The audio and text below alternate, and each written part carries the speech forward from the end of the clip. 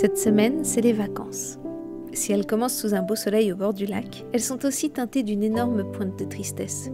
Mon mari doit partir au Japon en urgence pour voir son père qui a eu un terrible accident. Les enfants et moi, on restera donc seuls en Suisse pour une semaine. Oui, car dans notre canton, les vacances de février ne durent qu'une semaine et s'appellent les relâches. Alors comme nous avons dû annuler nos vacances en région parisienne, j'ai décidé de regarder les prix de billets de TGV. Je ne m'attendais pas à ça, mais voici ce que nous aurions dû payer pour 3. 955,20 €. Une folie. On restera en Suisse. Notre première journée ne fut pas très intéressante. Ma fille s'était fait une petite entorse à la cheville la veille des vacances et nous avons donc dû rester un peu à la maison, ce qui est dommage car des amis nous avaient proposé d'aller dans un parc à trampoline. Ce sera pour une prochaine fois.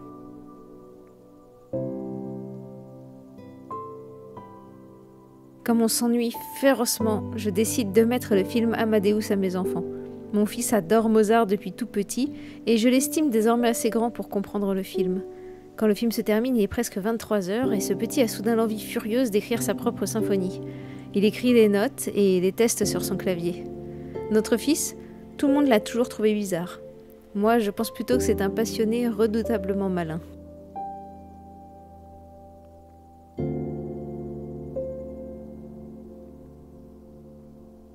Le lendemain, il faut qu'on bouge absolument. Être enfermé à la maison les rend fous, et moi aussi par la même occasion. D'autant qu'un joli soleil a décidé de se pointer dès le matin. J'aime énormément ce petit chemin de verdure. J'en profite car d'après les rumeurs, un énorme complexe de logements et d'écoles sera construit ici dans les années qui arrivent. Je n'ai pas hâte. J'ai besoin de petits havres de paix où les oiseaux chantent et où la vue ne se heurte pas à de grandes barres grises.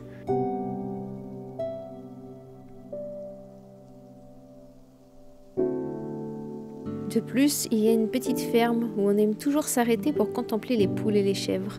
Des adultes sans enfants n'y verront aucun intérêt, mais quand on a des petits, ce genre d'arrêt-observation passe le temps et nous offre un moment de calme et de découverte. Sous la demande de mon fils, je filme cette petite poule car il s'agit de sa préférée et qu'il souhaite vous la montrer. En milieu de semaine, ma fille se fait inviter à une soirée pyjama chez une copine. Elle est aux anges. Elle prépare elle-même son petit sac et je le trouve absolument adorable. Et c'est parti pour un petit tour de trottinette jusqu'à chez sa copine. Je ne veux pas me l'avouer, mais je pense que ma fille va terriblement me manquer ce soir. D'un autre côté, ce sera l'occasion de passer du temps privilégié avec mon fils.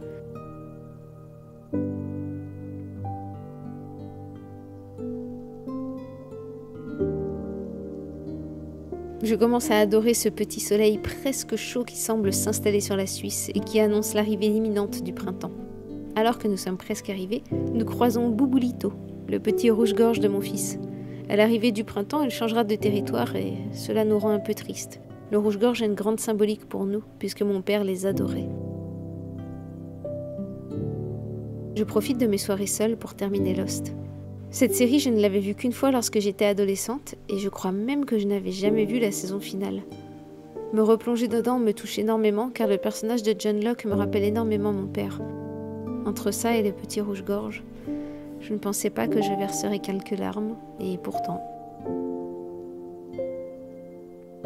La fin de semaine arrive et cette fois, c'est nous qui recevons une copine de ma fille pour une soirée pyjama et une journée ensemble. Pour leur faire plaisir, je leur ai prévu une petite balade à poney. Ces deux coquines sont des ultra fanas d'équitation et la surprise leur a fait énormément plaisir. Mais pour arriver jusqu'à la ferme, il faut une bonne demi-heure de marche, ce qui n'est absolument pas pour me déplaire. J'adore marcher et je pourrais sans problème me randonner toute la journée. À la ferme, les filles vont chercher les poneys dans leur pré et les préparent avec beaucoup d'amusement. En réalité, ce qu'elles préfèrent, ce n'est pas de monter, mais c'est de brosser et de câliner, et ça tombe bien, ces petites ponettes sont très gentilles.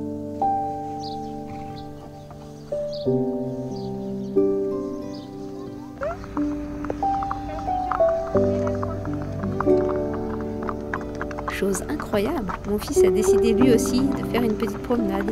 Et moi, j'en profite pour suivre tout le monde, histoire de faire un peu de sport et de discuter avec la dame qui s'occupe des poneys et que j'apprécie beaucoup. De retour à la maison, je prévois une grosse activité, le loto. J'ai toujours plein de feuilles d'origami, de stickers mignons et ce genre de choses dans mon bac de loisirs créatifs, alors je décide de les proposer en lot pour notre jeu. Le succès est au rendez-vous. Et tente 2.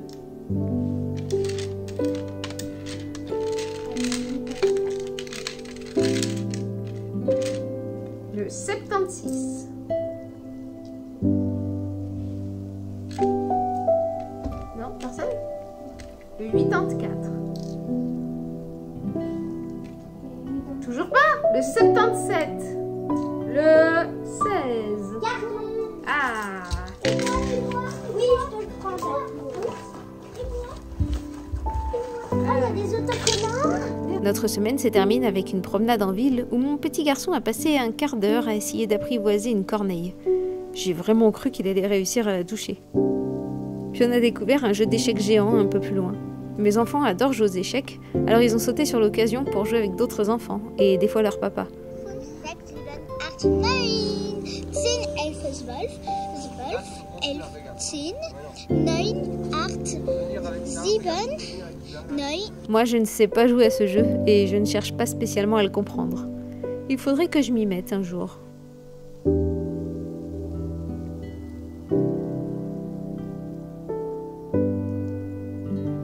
Voilà comment s'est passée notre semaine de vacances, entre maison et petites sorties. Alors, je vous dis à très bientôt, et tout de bon!